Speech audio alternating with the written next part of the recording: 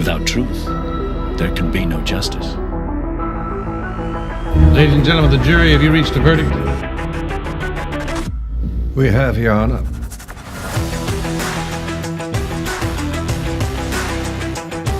Speak out.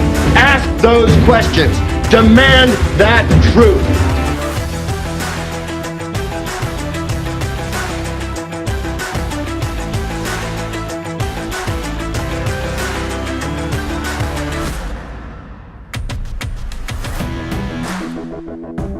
Hi everyone, and welcome to episode 21 of Truth is Justice.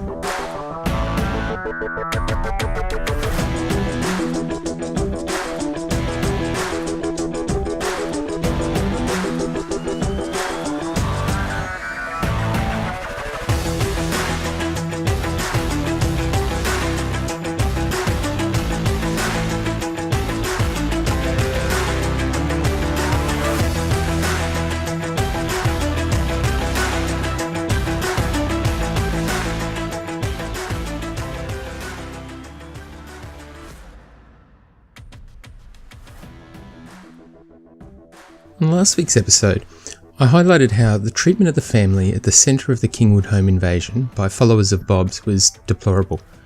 I also highlighted how there was little that could be done by me to correct that, other than to raise it generally. Now, rather than stop, the approach has continued, and the strategies to get the family to talk continue to be thrown around. Eventually, the discussions will move on to something else, and the Kingwood family will become old news. And that's another huge problem with the approach taken by many of these people. They are revved up by Bob, and with what is essentially a mob mentality driving them, they embark on an approach to matters with absolutely zero regard for the individuals who are the subject of their focus. As I discussed, in this instance we had a family who suffered a horrible event being pursued by a group of Bob's followers who feel they have the right to pursue that family for the purposes of Sandra's acquittal. This group are even suggesting privately that the family has an obligation, a moral obligation, to speak to Bob and answer all the questions that they, so not just Bob, but all of them, have. Now, I'll leave the analysis of the behaviour of that group to psychologists to explain, but it's so upsetting for me to see all of this behind-the-scenes strategising, the passing around of their private information, talking about ways to manufacture friendships with them with the sole purpose being to get them to speak to Bob on air. All of this happening to a completely innocent family who have only been caught up in this nonsense because they were subjected to an absolutely horrible home invasion. To suggest that they owe anyone anything, especially a for-profit podcast that has a very questionable reputation for their treatment of individuals, is so bizarre that it demonstrates to me such a twisted view of what's right and what's wrong. We've seen members of Sandra's family and friends of the family jump up and down about the treatment they have received in some forums in which they participate. The real hypocrisy here is that at the very same time they are comfortable with their group and a show dedicated to Sandra's acquittal, harassing, pursuing and breaching the privacy of an entirely innocent family. Some of the very things they have complained about they are more than comfortable doing to others, again, justified in their minds because it is for Sandra. As I said, their attention will eventually turn somewhere else, and the discussion of the Kingwood family will reduce to a comment every now and then. And we've seen that time and time again on the show.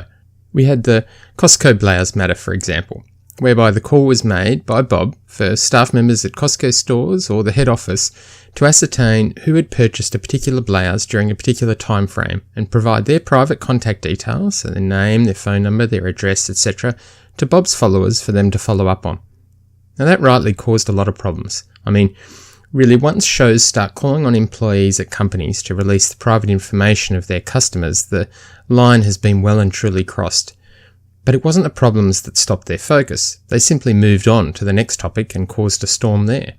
We had the Los Cucos restaurant, the focus of a large number of inquiries, and people were conducting information searches into ex-staff members who worked there in 2012. I've heard from a couple of people who actually received messages from members of Bob's group asking for the contact details of friends who worked at Los Cucos in 2012 on the basis that they could help with an investigation into a murder. Now, using language like that is so similar to law enforcement that it must be quite disconcerting for someone to receive communication like that out of the blue, especially when they have absolutely no involvement. It's almost like that is what this group feel they are, an arm of law enforcement. And that really is truly scary. Now, to those people who continue to take the investigation into their own hands and feel that it is the right thing to do to play the role of detective and law enforcement officer, I appeal to you to take a step back and seriously consider what you are doing and the consequences of your actions. Don't answer any doubt with the comment that these people you approach could simply refuse to talk, that they're under no obligation to say anything, and that makes the pursuit of them okay, because you know very well that that wouldn't work. The strategies and tactics used would just change, and the relentless pressure on these individuals would simply continue. Now, this isn't a matter of staying in your own lane, as has been the comment thrown around a bit recently. This is a matter of doing what is right and what is decent. It's the matter of treating someone how they should be treated. Following last week's episode, a few people noted that Bob has been careful to not make some of these requests of the Kingwood family publicly himself, and that's true. However, the conversations taking place behind the scenes are a very different matter. An excellent point was made in our page relating to what responsibility Bob would take, if any, if one or more of his group caused significant harm, or worse, to a member of the public through their actions. It actually isn't that hard to imagine.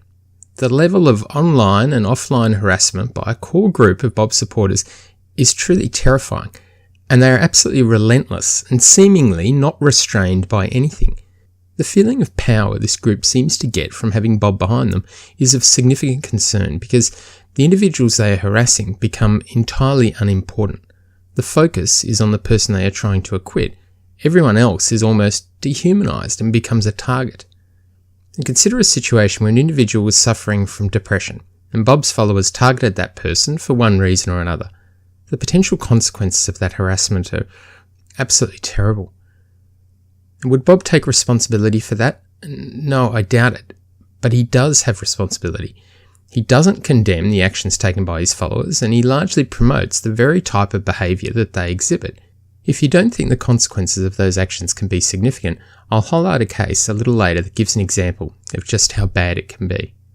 Now, last week, we also played for you the closing statement by the prosecution from the trial of Joshua Young. Now, for those that aren't familiar with the case, I'll give you a brief summary of it. Trey Zwicker was a 14-year-old freshman who was murdered on the 11th of May 2011. His badly beaten body was found on the school grounds.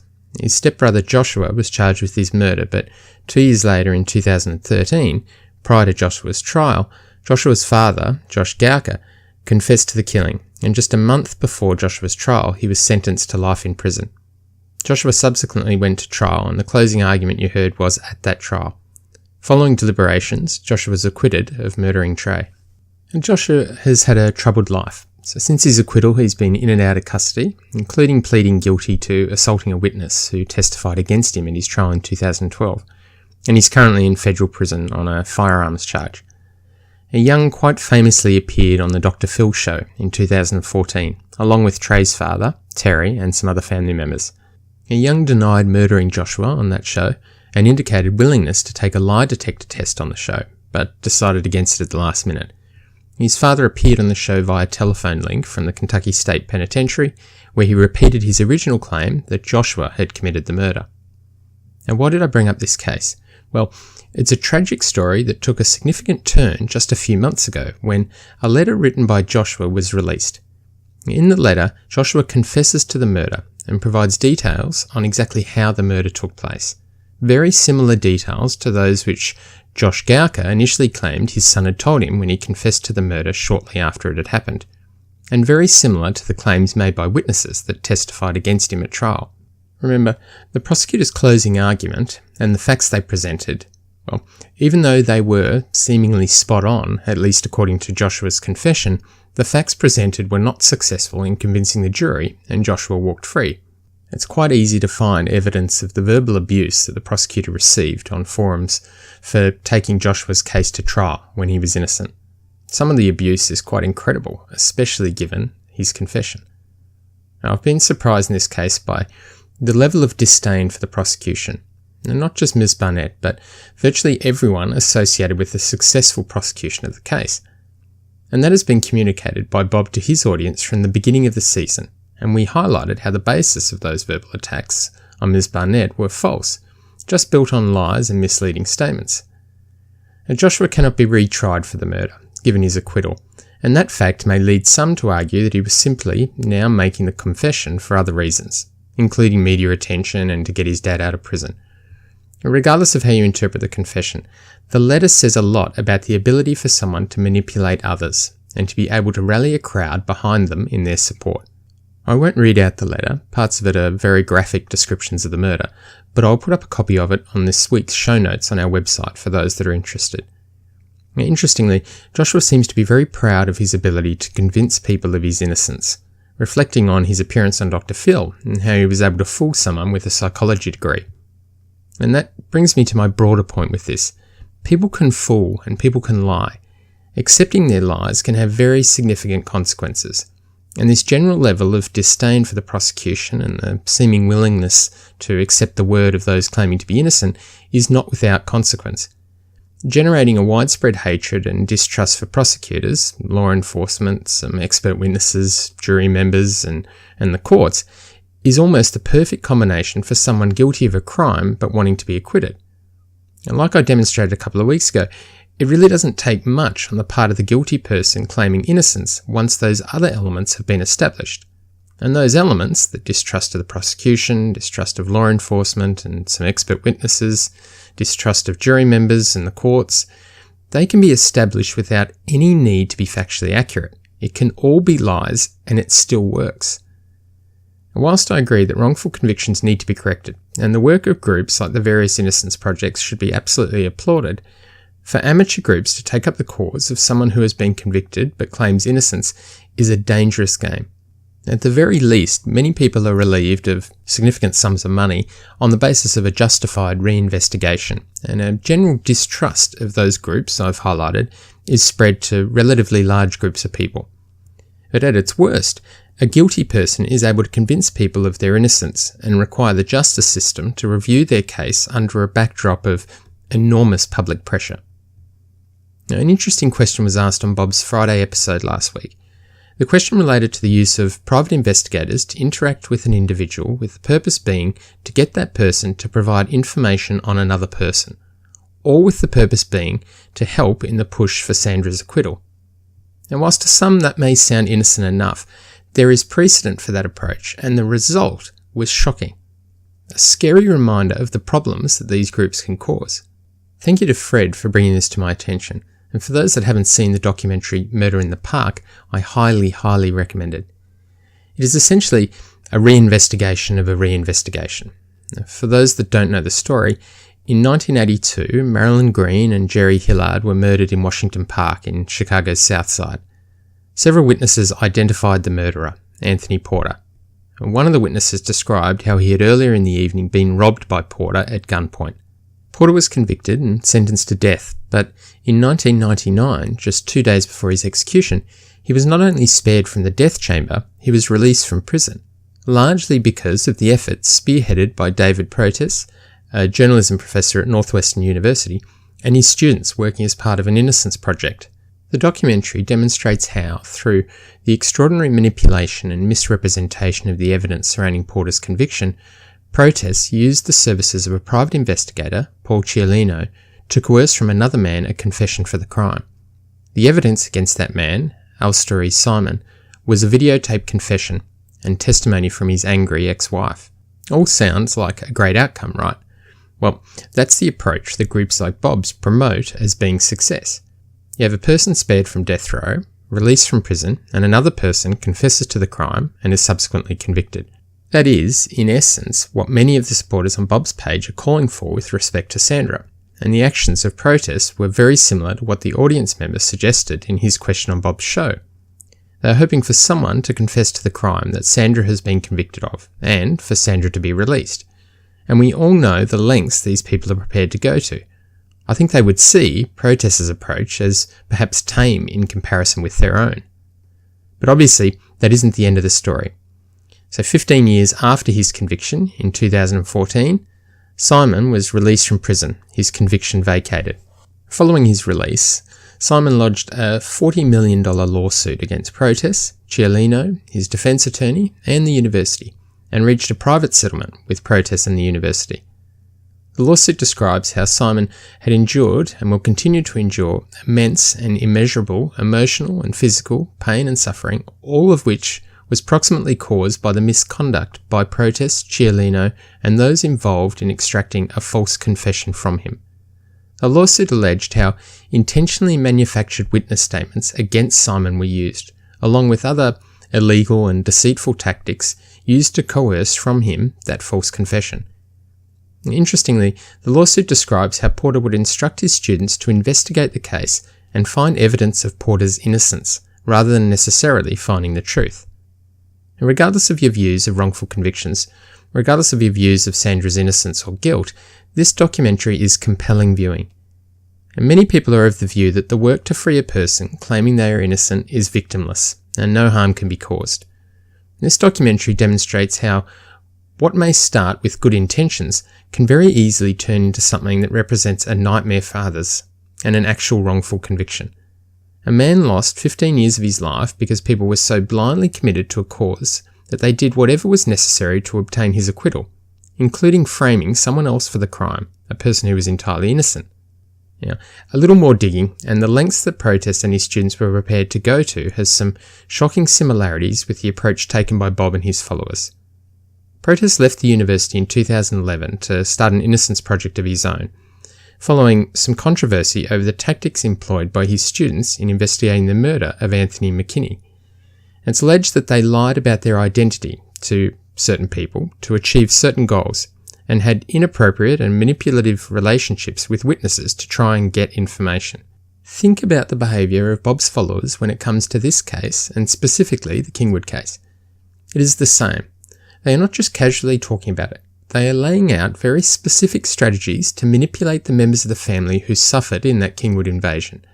They are talking about ways in which they could manufacture circumstances where they could befriend members of the family with the sole purpose being to obtain information to help with Sandra's acquittal. And if you're still not convinced of how the approach taken can go wrong, look up the case of Roger Keith Coleman. Now, thank you to a member of our Facebook page for bringing that case to my attention. He was charged and convicted with the rape and brutal murder of his sister-in-law, Wanda McCoy, in 1981. He famously appeared on the cover of Time magazine on the 18th of May 1992. And 2 days later, the 20th of May 1992, Coleman was executed. Coleman's last words before his execution were these: "An innocent man is going to be murdered tonight. When my innocence is proven, I hope America will realise the injustice of the death penalty, as all other civilised countries have. My last words are to the woman I love. Love is eternal. My love for you will last forever. I love you, Sharon." Sharon Paul was a college student and was the girlfriend of Coleman. Now, Coleman's assertion that he was innocent prompted Centurion Ministries, a New Jersey charity that investigates wrongful convictions, to investigate the case. The same approach was taken to what we see in other cases. Serious questions were raised over the strength of the evidence, and of course, the constant denials by Coleman resonated with so many people that his denials almost became accepted as fact. The Washington Post and some other media groups joined Centurion Ministries in an unsuccessful court fight to have the DNA tests conducted in 2000. On the 5th of January 2006, the Governor of Virginia at the time, Mr. Mark Warner, ordered the retesting of Coleman's DNA. And 7 days later, on January the 12th, 2006, the test results were released, confirming the absolute guilt of Coleman. So to quote from the report, "The probability that a randomly selected individual unrelated to Roger Coleman would coincidentally share the observed DNA profile is estimated to be 1 in 19 million. James McCloskey, Centurion's executive director at the time, said that he felt betrayed by Coleman, especially given his last words before his execution. To quote McCloskey, "How can somebody with such equanimity, such dignity, such quiet confidence make those his final words, even though he is guilty?" McCloskey shared the final meal with Coleman just hours before his execution.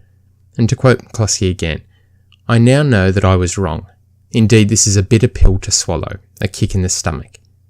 Coleman's own attorney was unpaid for 6 years, fighting for him pro bono on the belief that he was innocent. And that fact in itself led others to then support him. It makes a somewhat compelling argument on its own.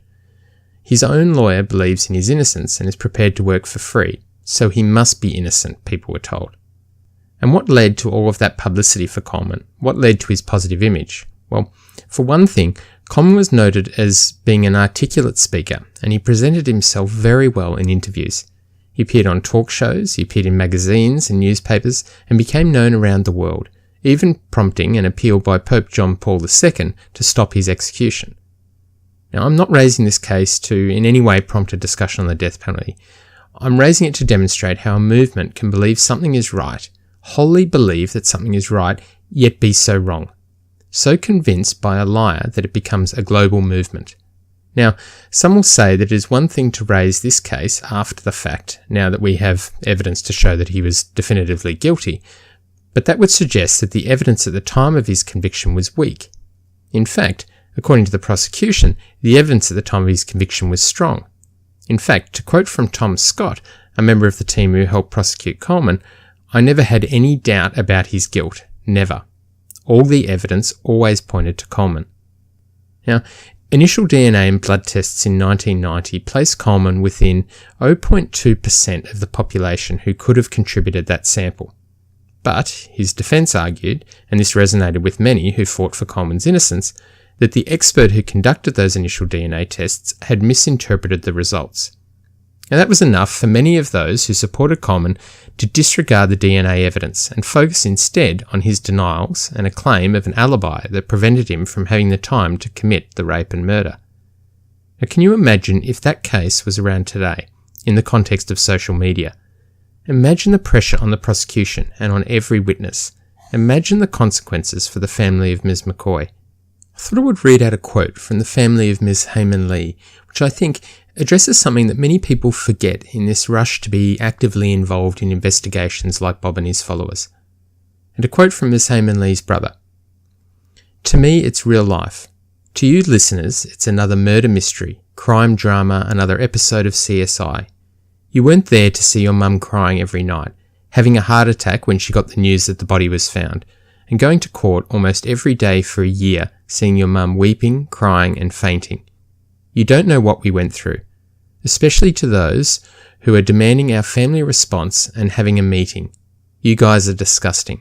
Shame on you. I pray that you don't have to go through what we went through and have your story blasted to 5 million listeners." I know I've probably gone on about the Kingwood matter long enough, but the reason I've done so, and perhaps why it has triggered so much attention, is probably the same as why I started this podcast in the first place. Innocent people are being used to support claims of Sandra's innocence, and they need someone to stand up for them against the wave of relentless pursuit by shows like Bob's.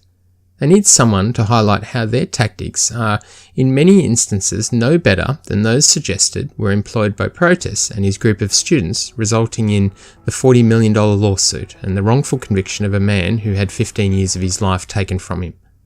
And we are the ones doing that. We are Truth is Justice, and we are setting the record straight.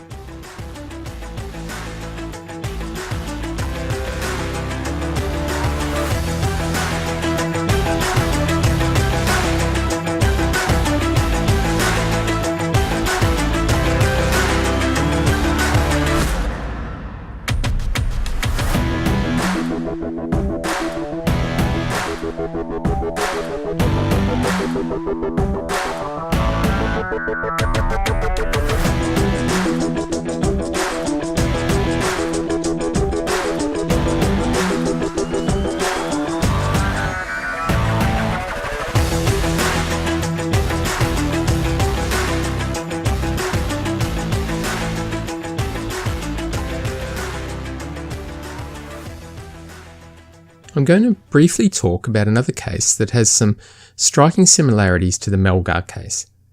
And we've heard from Bob how the circumstances of Jim's murder to him point only to a home invasion or a burglary scenario.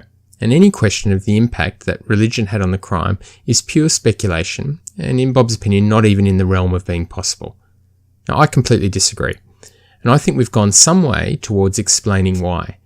This may give you a little more insight into the arguments that have been presented and how a slight change in the facts, a female murder victim rather than a male murder victim, for example, can make a big change in how the case is perceived generally. On the 16th of January 2014, Ralph Candelario was found injured outside his home in Colorado. his wife was found inside in the kitchen, murdered. Candelario was thought to have a serious head injury, at least that was what he complained of, and was taken to the hospital, but released a short time later. He was questioned by detectives, but at least initially, the detectives believed the murder was the outcome of a brutal home invasion. And Candelario noted how he and his wife were supposed to be out of the home at the time of the murder. They had intended to catch a flight to Oregon, but changed their plans because the flight was delayed. In the early hours of the 16th of January, Candelario claims that 2 intruders entered the home and stayed for many hours. He claims that they murdered his wife and that he was able to escape. He supported his claims of homicidal intruders with a letter providing details of what he claims took place in the home that evening. And thank you to Adam for bringing that letter to our attention. We'll put a copy of his letter outlining what he believed happened up on the show notes associated with this episode on our website. It's very detailed and lengthy, but it has some very interesting elements. I'll read out the letter in a moment, and keep in mind when I do of a number of arguable similarities with the Melgar case, including that Candelario and his wife were members of the Jehovah's Witnesses, and it's been argued that the murder was motivated in some part by elements of the faith restricting divorce. Candelario's story evolved over time, with detailed descriptions being given of the supposed intruders. He was a tall, dark-skinned man with yellow glasses and marks on his face. Candelario's claim that items were stolen from the home, including a television and jewellery, and Candelario changed the timeline of the events significantly, adding a whole day to the timeline. His account is both very detailed and incredibly dramatic in parts. He involved neighbours in the discovery process by stumbling outside and calling for their help.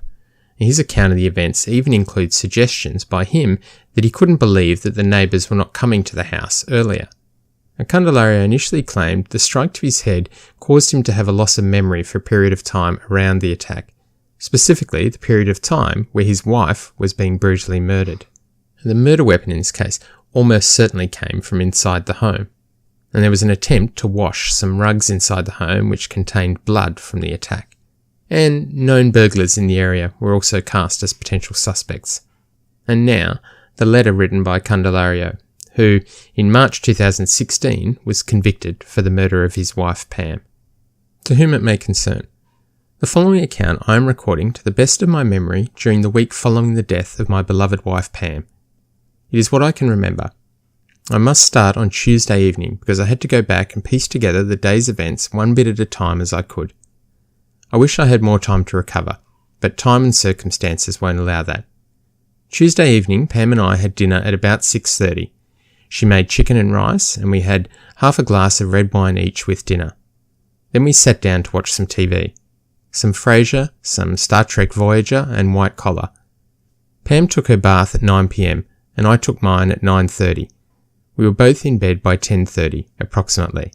The morning of January 15th, 2014, at about 2:30, I got up to go to the bathroom, went out of the bedroom into the hallway upstairs and noticed the downstairs light was not on, so I went down to check why. I heard something downstairs as I got to the bottom of the railing. I turned and someone hit me in the back. I tripped forward and went toward the front door when someone else hit me in the head from the side room. I got a glimpse of this person, a tall dark man with yellow glasses, short curly hair, wide nose, large lips, and marks on the side of his face. I could not see his eyes or ears. A moment later I was lying on the floor, unconscious. I don't know how long I was there on the floor, but I started to hear noises. Noises upstairs, noises in the kitchen. No lights anywhere were on. I knew something was wrong. My head hurt, I was dizzy. I could not see clearly, but I tried to get up a couple of times and finally stumbled toward the kitchen. I turned the light on by the kitchen sink and found Pam lying on the floor by the cupboard. She is alive, but she is badly hurt. There is blood all over her face and all over the floor. I yelled at her, but she did not respond at all. She was breathing hard and blood was coming out of her nose and mouth. I tried to clear her mouth, but she was bleeding and it wouldn't stop. She started to convulse, and I held her hand for just a couple of minutes, and she just went quiet. I yelled at her again and just started crying. She did not respond and was no longer breathing. I just collapsed down to the floor by the sink. A moment later, the two guys ran downstairs and told me to shut up. The taller man took me to the front hall and told me to get down and to shut up. When I lay down on the floor, I was crying, and he kicked me in the side and told me to shut up.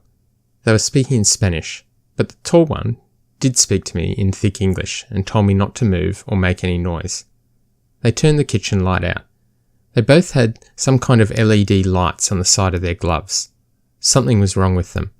The tall guy was talking on a phone in Spanish. I don't know what phone he was using. I could only determine he was very angry. Something was wrong with the car. I could not tell what. He told the shorter guy they would have to wait a while.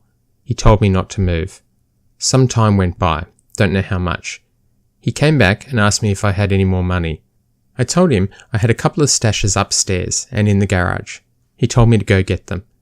He followed me to the kitchen, where I put on my tennis shoes to go out to the garage. He took out a small handgun and told me he would be watching. I went out the back and the rear door glass was broken. Some pieces fell out when I opened the door. I continued to the garage where I tried to lift myself up into the loft. I had an old shotgun in the loft with a couple of shells, but I couldn't pull myself up. So I grabbed the $200 I had under the candle and went back out. When I turned around, I saw Fahi Trujillo's husband in the back, in his yard. I always waved him, but the tall guy was standing by the bathroom window with his gun, looking at me, so I just looked straight forward and I didn't wave. I didn't even look over. I thought maybe he might think that was strange and come check on us. Nobody ever came.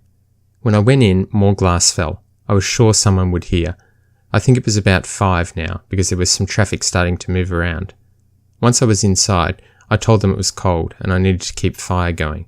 So I went back out to get a couple of pieces of wood for the stove, but I could not see Fari's husband, so I brought the wood in.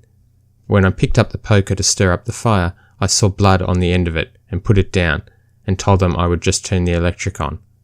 I turned the heater on in the TV room, but the tall guy would not let me stay. He took me to the hallway and told me to lay down and stay. I just broke down. I was crying and I was cold and I was freaked out. Pam was there with me just a few feet away. I grabbed a small pillow off a bench and a small blue knit blanket to cover myself and I just cried. I either passed out or fell asleep exhausted and cold. The next bit of memory comes at about 11 a.m. on Wednesday morning. The tall guy was talking angrily on his phone about the carro, telling them to ondele, then cursing, puta, you puta. More, but I don't know much Spanish. They were in the TV room and I asked if I could go to the bathroom.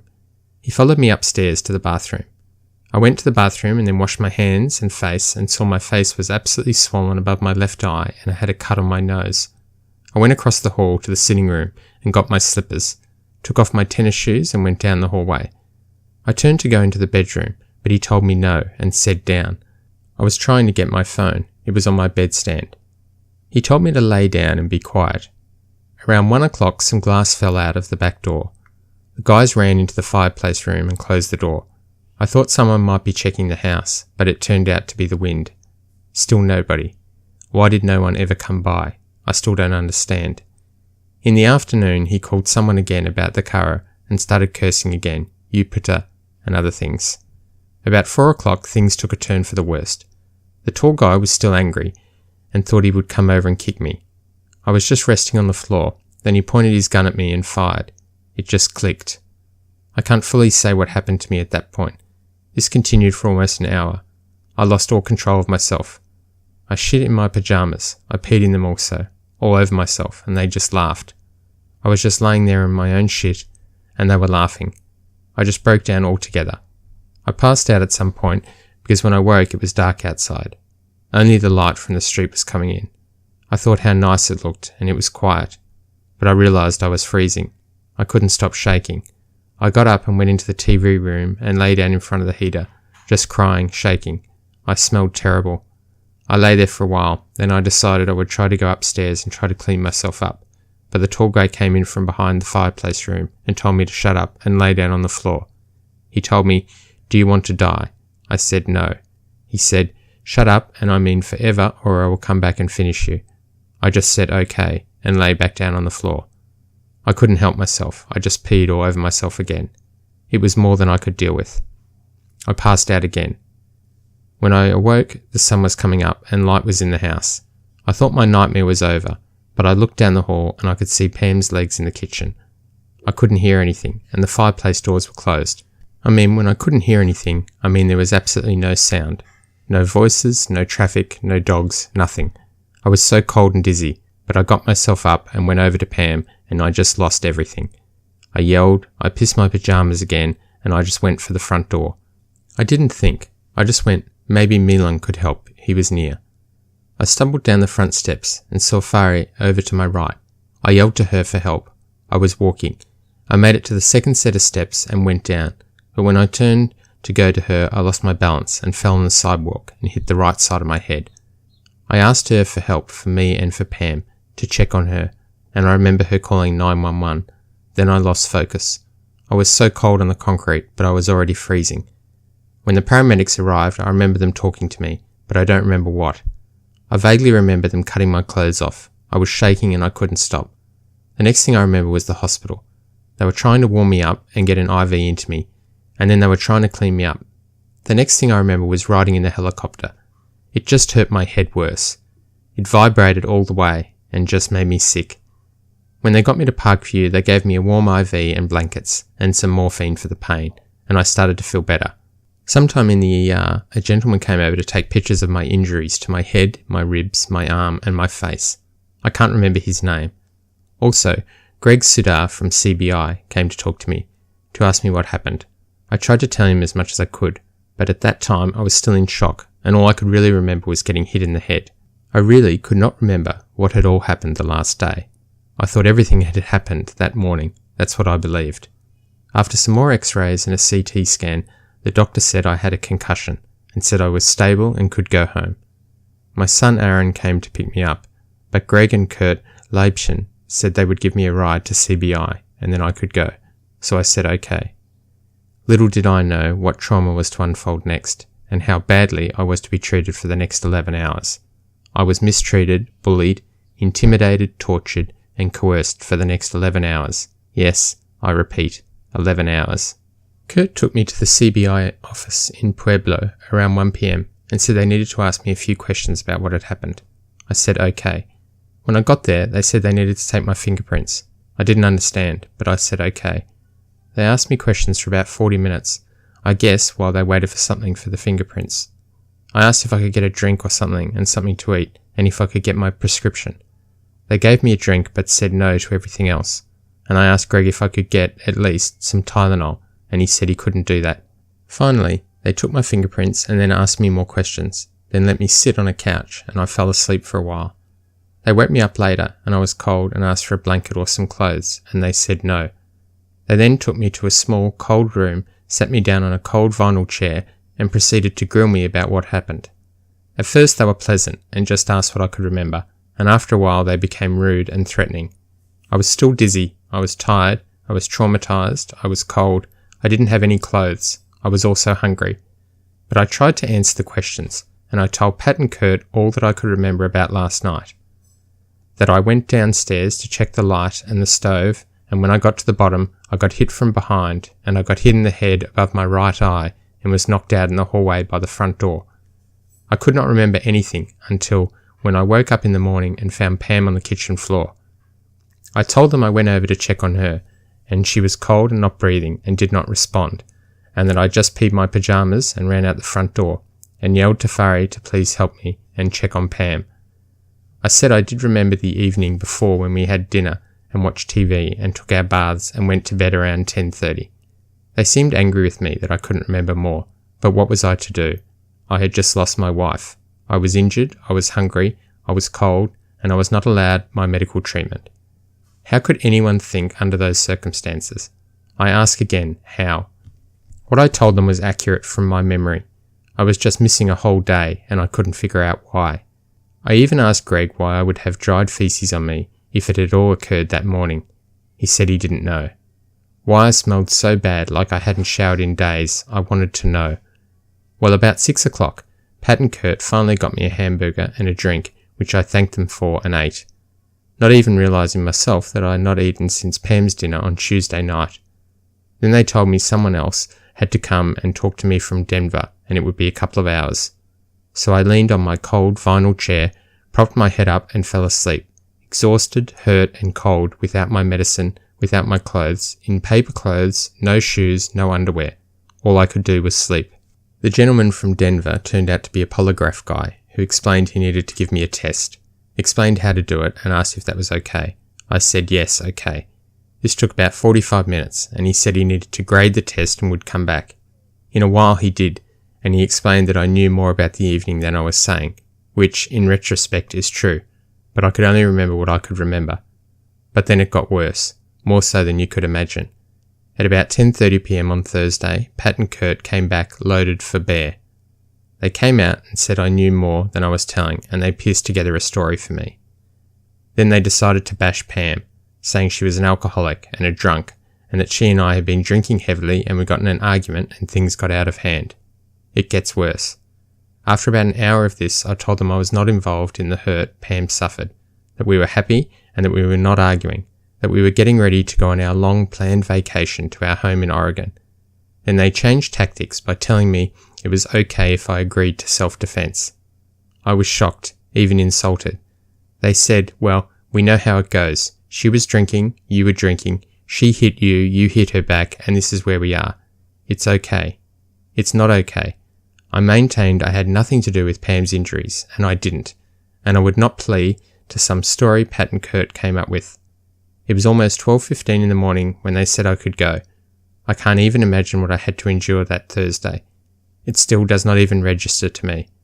I am numb, with fear, with hurt, with disgust, with loss, and on top of it all, I am trying to recover from my own injuries, both physical and emotional. One of their comments in their conversation was I was not acting normal. I ask you, would anybody who had been through what I had been through those 2 days be normal?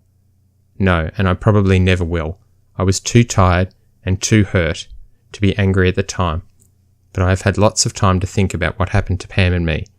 I am angry at the two people who needlessly took my sweetie from me and in the process destroyed my entire life, that I have to stay behind and live. I am angry at myself for not finding a way to do more, or just getting myself killed too. And I am angry at how badly the law enforcement of our community has treated my situation and the life I enjoyed with Pam. You have no idea who she was, all the good she brought to my life, but all the people around me do, and they loved her like I do. And they are the ones who have helped me to endure this injustice and the pain I feel every day. I had no choice but to face the sadness of my reality last week by planning the services for my wife and taking care of all the other things one must do in such a sad way. I didn't even get a chance to mourn properly, and I am also upset that no attention has been given to the people who did this terrible thing to Pam and me. I have given all the information to the CBI and to Kurt, including a description of the person I remember and a list of the items they took from our home. I just wanted anyone who had any questions to know what I am going through, and that I can't recount this every time for everybody. It's too much for me, so please be patient with me. Look out for yourselves and your neighbours, and please accept my heartfelt thanks for all your prayers, cards, flowers, hugs, and love. On behalf of myself and my beautiful wife, thank you all. Sincerely, Ralph Candelario. As always, thank you all very much for your support and for helping us in setting the record straight. We look forward to you joining us next week on Truth is Justice.